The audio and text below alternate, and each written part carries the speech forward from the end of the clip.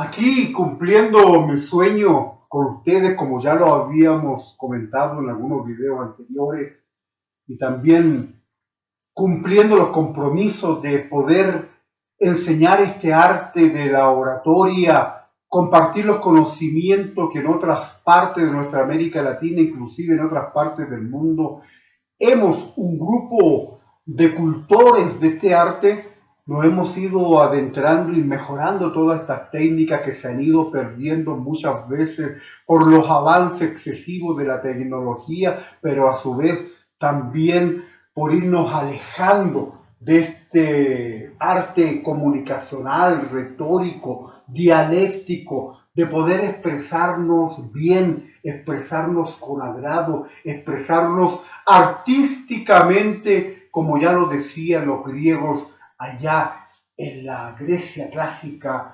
inclusive un poquito más atrás. Vamos a hacer en esta oportunidad una inducción a lo que es el arte de la retórica.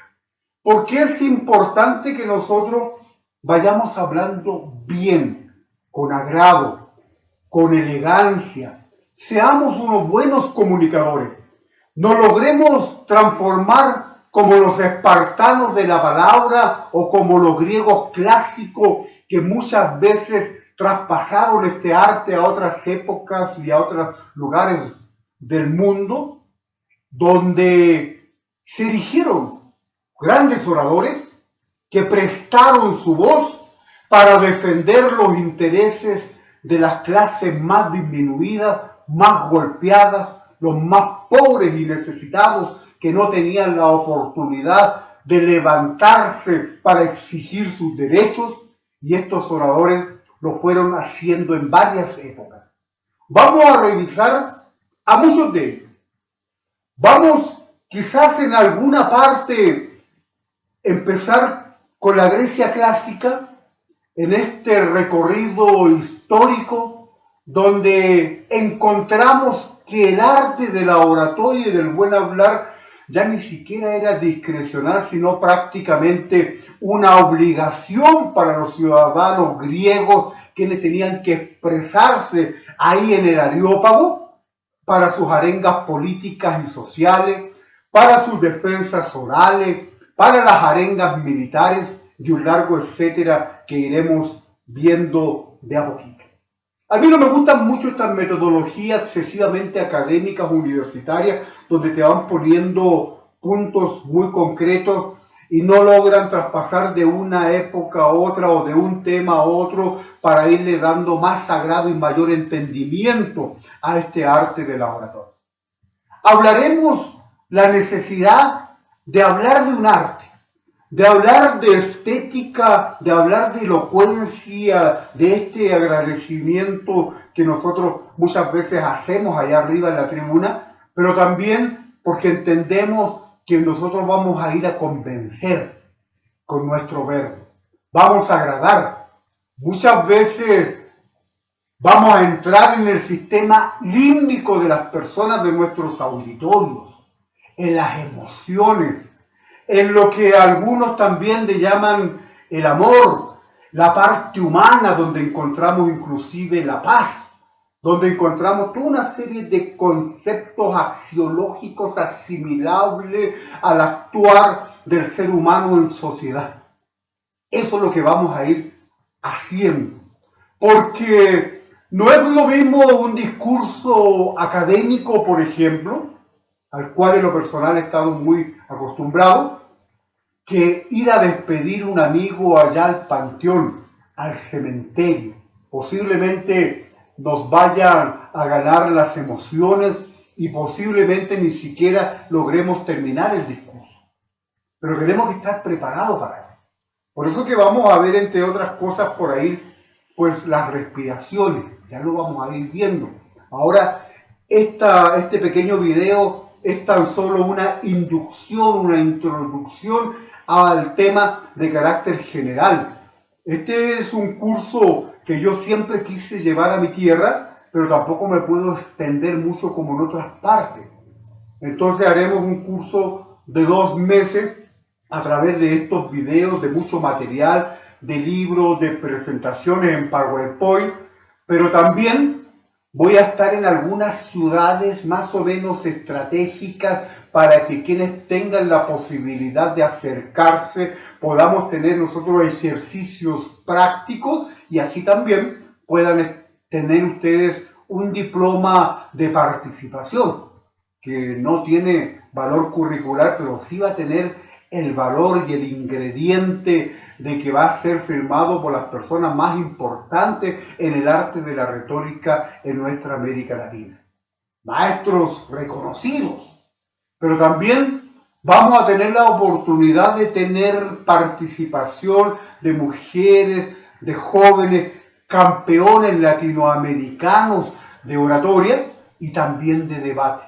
Y vamos a ir haciendo no solamente definiciones axiológicas, conceptualizaciones, sino también vamos a ir haciendo estos ejercicios para que entendamos qué es uno y qué es otro. Porque en el arte de la oratoria no solamente vamos a hablar de la oratoria clásica o política, la que posiblemente nos interese mayoritariamente, porque también hay otro tipo de oratoria, está la oratoria militar, la oratoria académica, la oratoria empresarial, la oratoria religiosa, etcétera, etcétera. Quizás el objetivo último, que es el convencimiento, la persuasión, se cumplan en todos los géneros, pero también vamos a ir viendo de que hay varias escuelas de oratoria, no hay una sola. Hay algunos que hablan con mayor movimiento de manos como esto. Hay otros que son más tranquilos y utilizan los brazos y antebrazos un poquito más abajo y hacen estos movimientos, como el corte que hacen los españoles, vean ahí los discursos en el Parlamento español y hacen mucho este estilo. También en México se utiliza mucho. O el utilizar los perfiles, o el hacer los movimientos corporales, los desplazamientos, que es la parte más difícil de la oratoria, pero que tenemos tremendos maestros que son capaces de desplazarse dentro de un auditorio sin perder ni la concentración, ni caerse porque no se preocupó de que había un hoyo, de que había una planta en el escenario. Bueno, todos esos chascarros que a veces pasan por no estar concentrado ni en el tema ni en los espacios físicos. Entonces empezaremos nosotros con una oratoria lo más tranquilo posible. Escribir nuestro discurso, aprender a estructurar nuestro discurso, esta composición del discurso del que ya nos hablaba Marco Tulio Cicerón, que pues después lo encontramos con Marco Fabio Quintiliano, etc. Vamos a utilizar esta oratoria griega para resolver problemas inclusive físicos que muchas veces pensamos de que va a ser una limitante para este arte comunicacional, pero tenemos varios ejemplos. Quizás el ejemplo más claro es el de Demóstenes.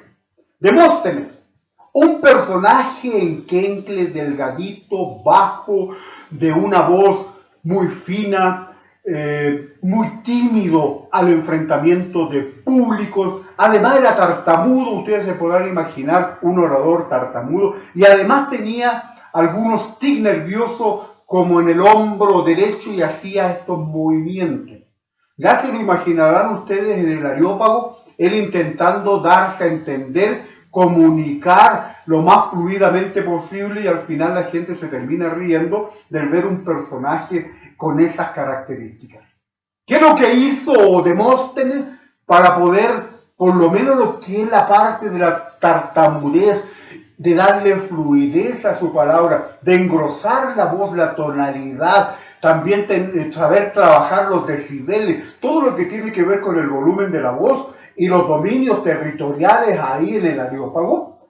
Él empezó a trabajar en la orilla del mar, se ponía piedrecillas de ahí de la arena, las más grandes, se trataba obviamente con el cuidado de no tragárselas, y empezaba a recitar poemas homéricos a las olas, y ahí se pasaba día completo tratando de no desconcentrarse para superar todas estas falencias físicas, inclusive la timidez, y para poder enfrentarse a público, porque él tenía muy claro lo que tenía que hacer por su pueblo, sobre todo la defensa de Grecia, de este sátrapa macedónico Filipo II, que después empezó a dominar todas las polis de Grecia. Y él se enfrentó a Filipo. Y se enfrentó con el verbo y no con las armas.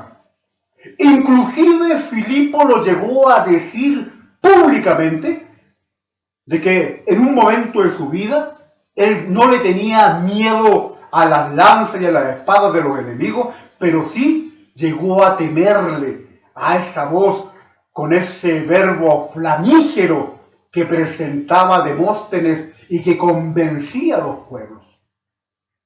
Entonces, ahí nosotros empezamos a ver la importancia del verbo. Vamos a encontrar casos inclusive anteriores como la defensa de Sócrates. Vamos a ver los casos de los sofistas, por ejemplo. ¿Qué rol cumplieron los sofistas? Los demagogos también, por otro lado. Por otro lado, surgen los logógrafos. Ya no como interventores o como intermediarios entre un acusado y los acusadores, porque no se permitía en aquella época, no se conocían los abogados o los advocatus, como se les llamó después en Roma, pero sí ellos empezaron a profesionalizar el arte del buen comunicarse, del buen hablar, ahí en el Areópago, para que aquellas personas modestas pudieran defenderse con altura de miras, con claridad, sin temor, porque no eran profesionales del arte del buen hablar, era gente común y corriente de la ciudad. Alguien tenía que enseñarle a hablar y ahí aparecen los logógrafos, que además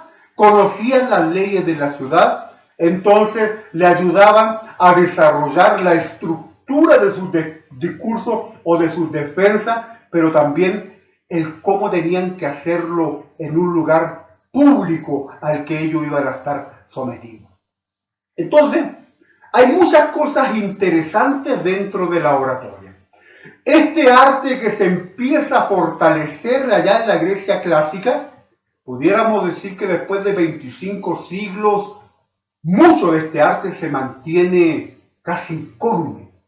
Nosotros lo practicamos. El desarrollo, la estructura de un discurso al estilo cicerciano, a lo mejor lo estamos utilizando ahí en las defensas, en las audiencias de juicio oral, conocida como la oratoria forense. Desde la estructura del discurso, desde su alegato de apertura hasta la defensa en el transcurso de toda la audiencia de juicio oral, inclusive antes, con la elaboración de estas llamadas teorías del caso.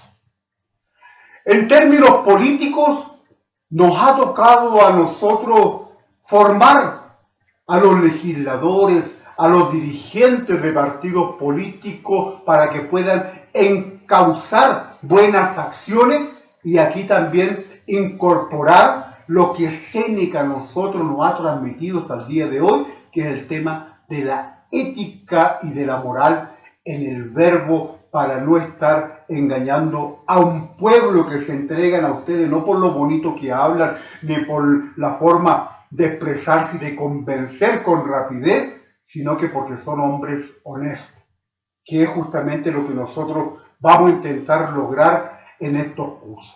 Porque también nosotros llegaremos a estos últimos 15 o 20 años para incorporar la neurociencia en este arte de la oratoria y ver cómo las herramientas modernas, cómo todas estas nuevas invenciones que han habido y que nos llevan, por ejemplo, a conocer nuestro cerebro a través de las resonancias magnéticas nucleares, de los escáneres cerebrales, etc., para nosotros entender de que hay distintas formas de poder conocer nuestro cerebro, poderlo guiar, poder, por ejemplo, llevarlos a no a eliminar, sino que a controlar los miedos escénicos, que es uno de los temas más recurrentes y más solicitados, porque todos hemos tenido miedo hasta el día de hoy.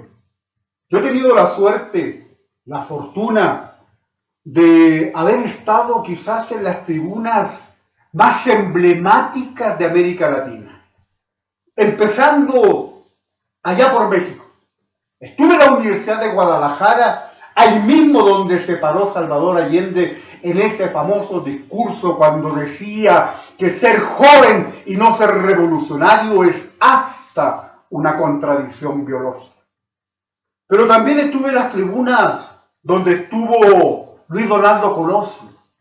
También estuve por ahí en las tribunas donde estuvo Benito Paulo Juárez García, el indio de Guelatao, el benemérito de las Américas, que con su verbo ha trascendido su tiempo y su espacio. Y por eso que todos los pueblos latinoamericanos lo queremos, porque fue capaz de, a través de su verbo, defender los grandes intereses no solamente de México, sino también de gran parte de nuestra América Latina. Y así es como podemos recorrer estas venas abiertas de este gran continente. Porque también nos vamos a nutrir de otro tipo de oratoria que en sus técnicas nos pueden ayudar mucho más que en el contenido de los discursos. Porque si yo le digo en este momento de que vamos a utilizar la técnica de Hitler, a muchos les va a dar algún ataque posiblemente. No, que cómo es posible que vamos a referirnos de Hitler a ese asesino, genocida, etcétera, etcétera. No, vamos a hablar de las técnicas de oratoria. Porque también vamos a hablar de las técnicas de Stalin. En Estados Unidos hay muy buenos oradores, presidentes y no presidentes. Hay discursos muy breves como el de Abraham Lincoln, por ejemplo, de 1 minuto, pero que trascendió su tiempo, su espacio, cuando hace una definición de la democracia. Pero también nos encontraremos con el discurso, por ejemplo, de Reagan, ahí en la puerta de Brandenburgo, en Alemania, en los momentos álgidos, cuando estaba cayendo el muro de Berlín. Pero también nos encontraremos con estos discursos más modernos que a mí también me agradan mucho del anterior presidente Barack Obama. Del actual presidente ni nos vamos a referir, nos vamos a olvidar. Pero también han habido líderes que han trascendido a través de su verbo, como el líder negro Martin Luther King. ¿Y quién no se debe acordar de aquel gran discurso de I have a dream, yo tengo un sueño? Y lo veremos aquí y trabajaremos con algunos discursos, entre ellos este de yo tengo un sueño. Y el resto del mundo nos aportará también para nuestro brevario cultural, para ir creciendo intelectualmente en torno a la oratoria. Ya le dije, vamos a empezar a escribir nuestros discursos. Vamos a empezar a exponer nuestro discurso sentados. Después nos vamos a parar. Seguiremos con los discursos leídos. Después entraremos en la improvisación. Nos pondremos detrás de un atril, de un podio. Veremos que ya es un poquito más difícil. Veremos algunos videos inclusive para la utilización correcta de lo que es un podio, que también nos tapa una parte de nuestro cuerpo. De ahí posiblemente ya empecemos a trabajar lo que son los discursos improvisados.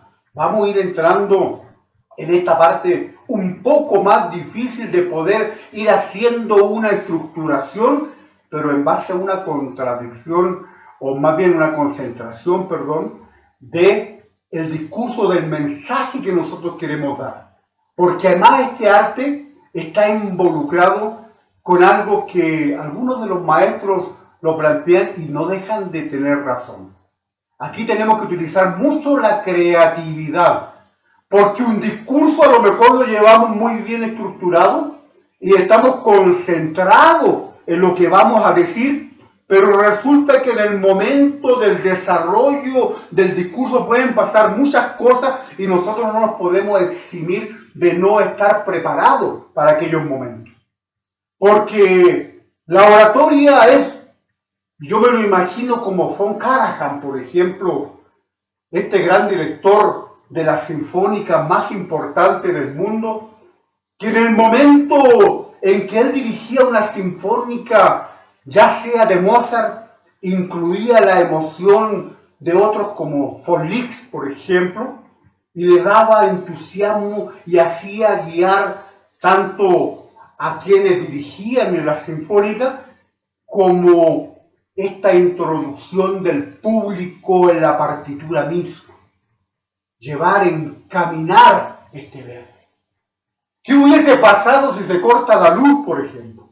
¿Ustedes creen que a lo mejor los miembros de la filarmónica habían dicho no puedo seguir porque no puedo ver la partitura?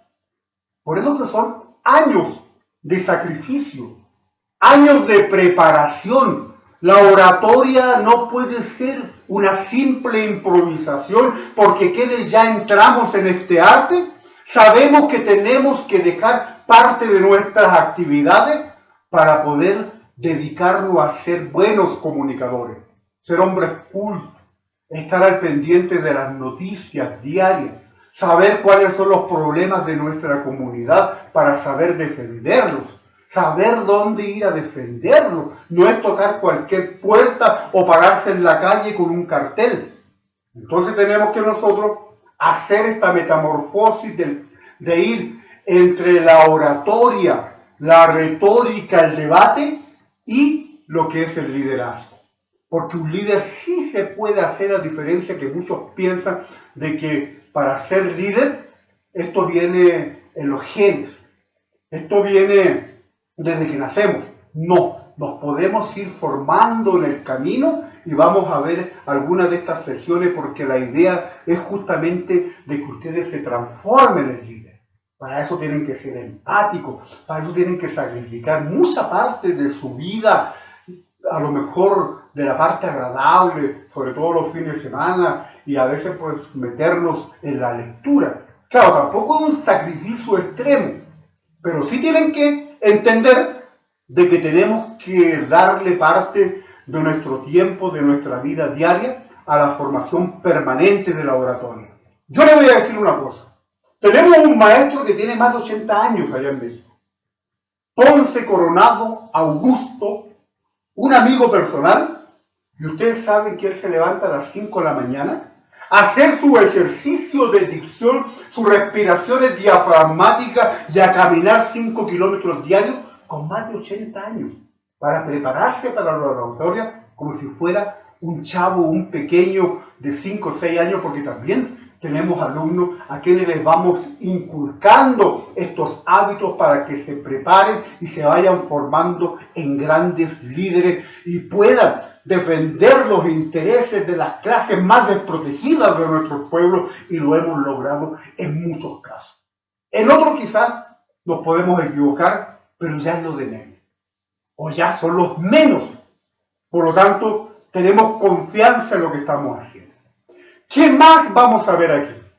Además de la estructura de los discursos, de las distintas formas como se estructuran los discursos, aquí van a haber algunos maestros, van a haber algunos maestros que nos van a ayudar a estructurar de formas distintas los discursos. Hay algunos que les gusta hablar así, algunos abren las piernas un poquito más para darse mayor control corporal. La mayoría seguramente le va a decir que es más importante el lenguaje corporal, que es esto, que tiene una efectividad de más del 70% del total de la comunicación, y otros le van a decir, bueno, es importante que sepan hablar sentados, porque posiblemente si usted es abogado y va a estar litigando, lo más probable es que nuestras salas que no están condicionadas para desplazamientos corporales, desplazamientos en espacios físicos, tengan que hacer su presentación de ahí donde están sentados.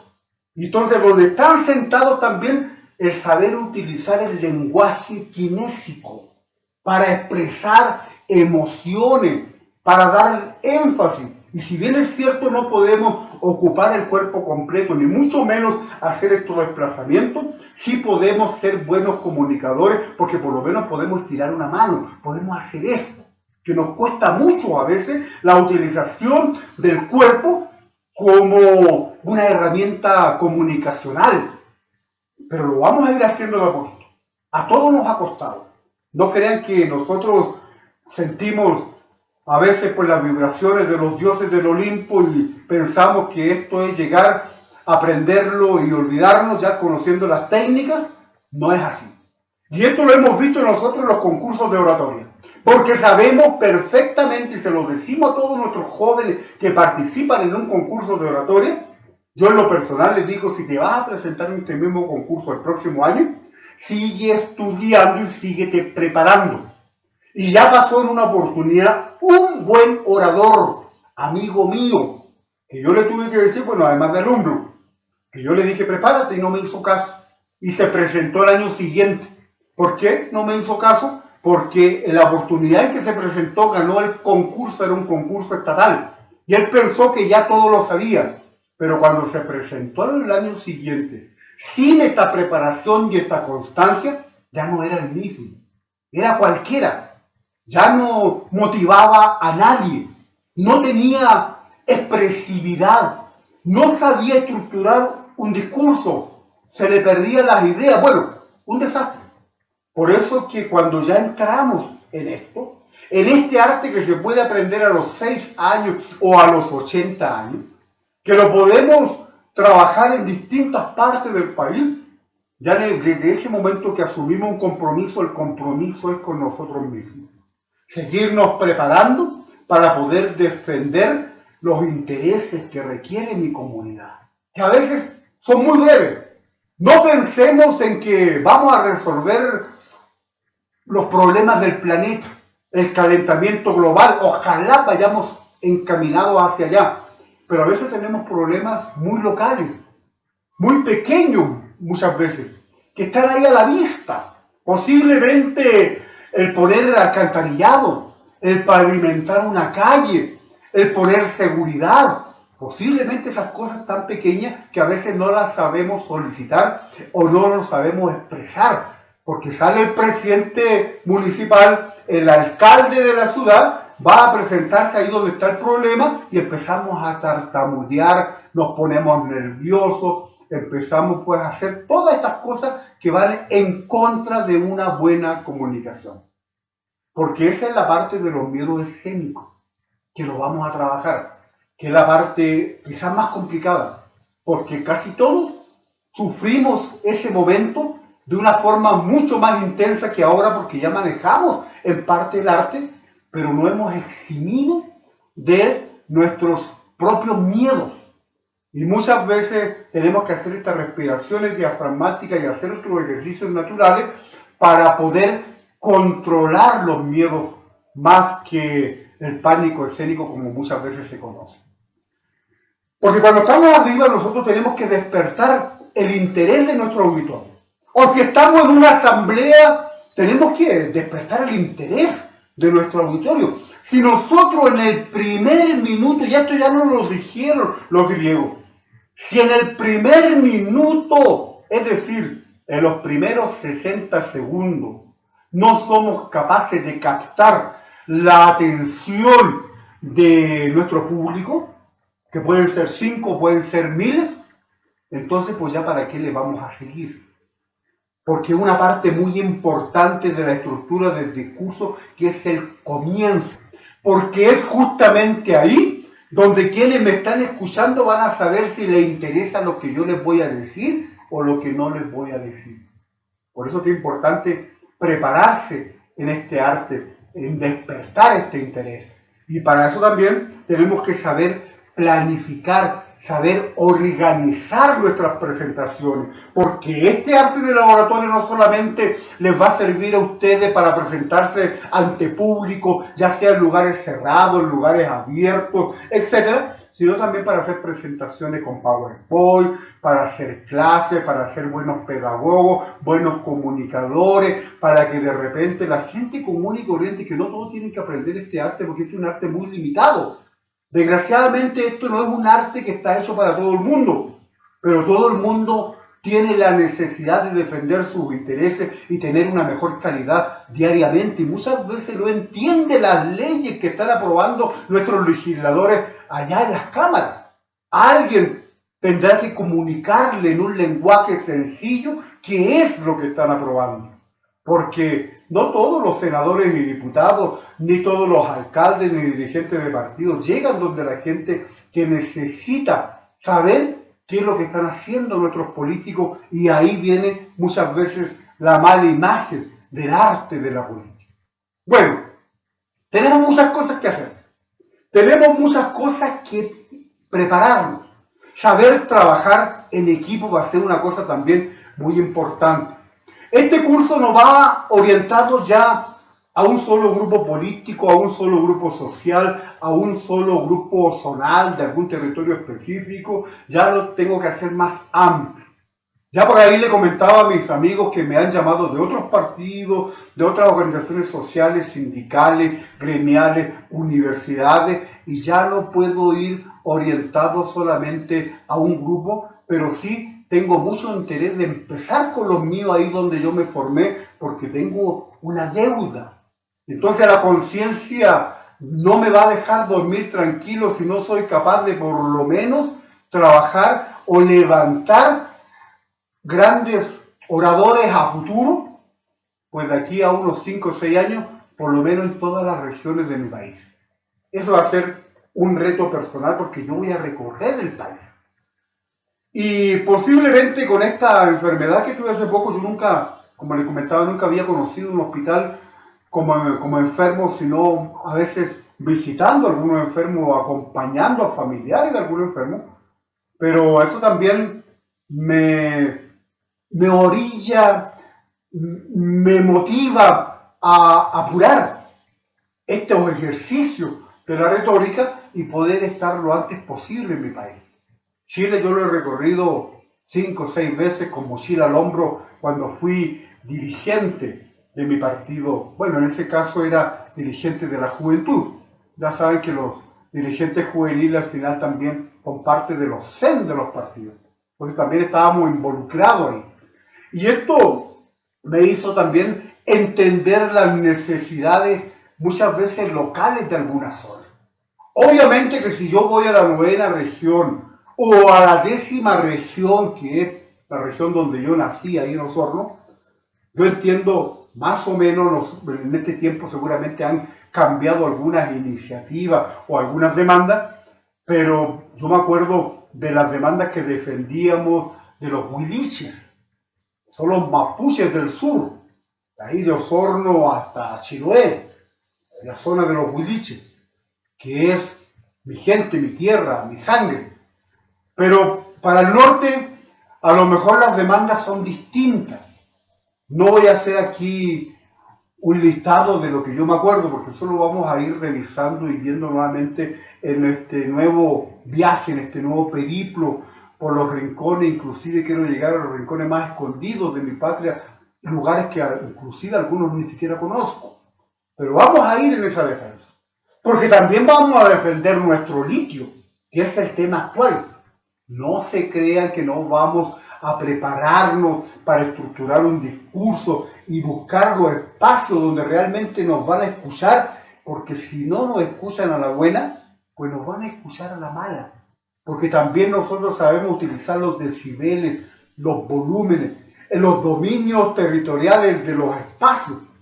Nos podemos mover y no nos va a costar ni nos va a temblar la lengua, como el caso de Demóstenes que hablábamos en un principio, y seguramente le vamos a decir a nuestros dirigentes: oiga, usted no está cumpliendo con los compromisos que ha asumido, está mintiendo a nuestro pueblo. Bueno, todas esas cosas las podemos hacer. Vamos a utilizar todos los estilos oratorios, nos vamos a referir a grandes oradores en América Latina. Ahí está el doctor Raúl Alfonsín cuando habló allá en la Plaza de Mayo, Allende. Bueno, si en Chile tenemos varios, vamos a repetir varios. Yo tengo un curso personalizado sobre la estructura discursiva de Salvador Allende, lo he seguido mucho, me gusta mucho su estilo.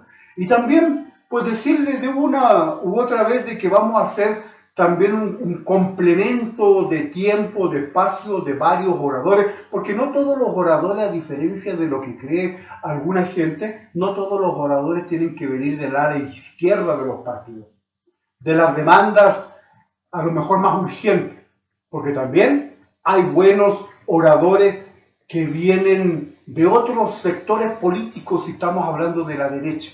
Y aquí lo vamos a revisar. Entonces, como ya se me seca la lengua, y ahora que me estoy viendo el vasito de agua, quiero decirle que esto es agua, pero además cumple una función muy importante en laboratorio, en la dosificación laringea. Esto impide que los pliegues vocales se peguen después de que uno habla por mucho rato, por eso yo siempre voy acompañado del agua. Esto permite la claridad de la voz. Bueno, vamos a ver todas las virtudes de la dosificación laringea. Como también vamos a ver las virtudes de la respiración diafragmática que les hablé en un principio, que a diferencia de la respiración costal alta o la respiración clavicular, que es la que estamos acostumbrados nosotros porque hablamos en cortito con los amigos, en una reunión, en una fiesta, y no utilizamos la respiración diafragmática, haremos todos los ejercicios naturales para que ustedes puedan trabajar incluso decibeles, tonalidades y los ritmos. Sepamos trabajar los ritmos. No tengamos estos atropellamientos verbales, inclusive mentales, como algunos dirigentes chilenos que hablan así como si fuera una metralleta y entonces pues, al ratito empiezan y cambian de un tema para otro, para no caer en eso, pero sí para saber en algún momento levantar la voz y después bajar un poquito y saber trabajar las tonalidades, la frecuencia de las palabras, como cuando estamos estirando una frase, una palabra. Todas estas técnicas que en definitiva cuando se dominan hace de que tu discurso, tu presentación sea agradable, sea elegante y la gente te escuche, porque lo que nosotros decimos en los tiempos que tenemos para discursear, como alguien dice, muchas veces cuando salimos a la calle, estamos hablando del público, se acuerda de dos o tres cosas. Y de las dos o tres cosas que se acuerdan son cosas de imágenes, por ejemplo, que nosotros pudiéramos pensar en un discurso, pero también de los movimientos corporales, de la utilización de los decibeles, de la subida y bajada, de las tonalidades. Sí podemos cambiar el tono, porque a veces nos sentimos con estos complejos de tener una tonalidad muy chillona, como le pasó a Margaret Thatcher, la dama de hierro, una persona inteligentísima, que hoy podríamos decir, pues en un estudio neurocientífico con una mente brillante. Sin embargo, tenía una voz muy chillona que lo tuvieron que trabajar con un terapeuta de la voz para darle fortaleza y para terminar como los que alcanzamos a conocerla con esa voz fuerte, pero también con un discurso claro, sabía dirigir a su pueblo.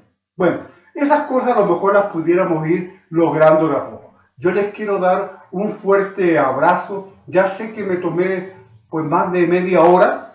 Los siguientes videos van a ser videos complementarios. Aquí van a hablar amigas que han participado en concursos, algunas que ya son maestras de la oratoria. Muchas de ellas han llegado inclusive a ocupar cargos públicos, presidentas municipales, diputadas. Tenemos por ahí algunas amigas diputadas que quedaron de ayudarme. Yo entiendo de que sus tiempos son muy breves, amigos nuestros que están en distintos países, pero también en distintos estados dentro de México, que tienen sus propias escuelas de oratoria y que me van a ayudar con algún mensaje quizás de 20 o 30 minutos, ellos que se tomen el tiempo que sea, porque son gente que han dedicado años al arte de la oratoria. Yo les agradezco mucho que sea un compromiso en, en esta idea de ser buenos y efectivos comunicadores y que no lo hagamos solamente para tener un diploma, para mostrarlo en nuestra asamblea, en nuestro partido, o que no sea un capricho personal de saber dos o tres cositas porque nos gusta ir a lo mejor a los convivios, a los cumpleaños, a las bodas, sino que sea una actividad permanente. Porque además yo les voy a decir una cosa, cuando ya la gente que los conoce saben de que ustedes tienen el dominio del verbo, en cualquier oportunidad le van a solicitar su apoyo. A mí me tocó la primera vez que tuve que hablar en un panteón, nunca lo había hecho, y me dicen, Nicolás, pues ya sabes, se nos murió nuestro amigo, nuestro compañero, alguien tiene que despedirlo y todas las miradas iban hacia mí y yo me quería morir y quería echarme a correr, porque no tenía la costumbre de haber hablado ahí y sentí que a lo mejor el mundo se me caía, que me iban a ganar las emociones, 20.000 cosas. Intenté concentrarme en el discurso fúnebre de Pericles y buscar algunas ideas.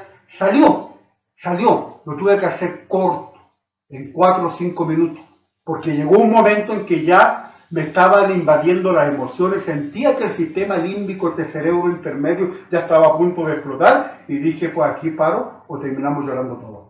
Muchas gracias, nos vemos en la próxima semana, creo que la tenemos estructurado en semanas. Entonces, en cada semana en algunas voy a aparecer, en otras van a aparecer mis amigos, en otras va a haber un complemento, seguiremos subiendo documentación, seguiremos subiendo videos, presentaremos algunas ideas como por ejemplo, aquí tengo el libro de mi maestro, mi amigo, mi compañero de lucha, Carlos Francisco Aquino López, 10 lecciones de oratoria. Él está en un proyecto de poder sacar más libros. Yo lo voy a comprometer, a ver si lo podemos llevar a Chile, pero que aparezca con su libro, que es, ustedes ven, es un libro breve, pero es como una pequeña Biblia. Y también vamos a apoyar con los libros de otros maestros que ya han sacado sus obras y posiblemente también la vayamos a compartir aquí. Y por ahí los libros del maestro José Muñoz Cota, que ya no está vivo, ya lleva más de una década que falleció, pero nos dejó más de 100 obras en oratoria. Muchos de estos libros están totalmente perdidos, desconocidos, pero ya sabemos dónde los podemos ir consiguiendo. Inclusive en la primera presentación que hacemos de este curso va un libro que no quiero que dejen de leer. Va a ser como una lectura obligatoria. El título es El hombre es su palabra. Y es muy breve y es muy entretenido. Así que no perdamos el norte de esta actividad. Y yo la verdad que seguiremos estos 2 meses trabajando a la distancia, pero ya estaré con ustedes a menos de un mes. Un fuerte abrazo para todas y todos mis compatriotas y amigos, y en especial para quienes están en este curso, porque tengo la impresión de que hay un interés muy grande y vamos a ver los resultados en corto plazo. Muchas gracias, un fuerte abrazo a la distancia y los quiero mucho.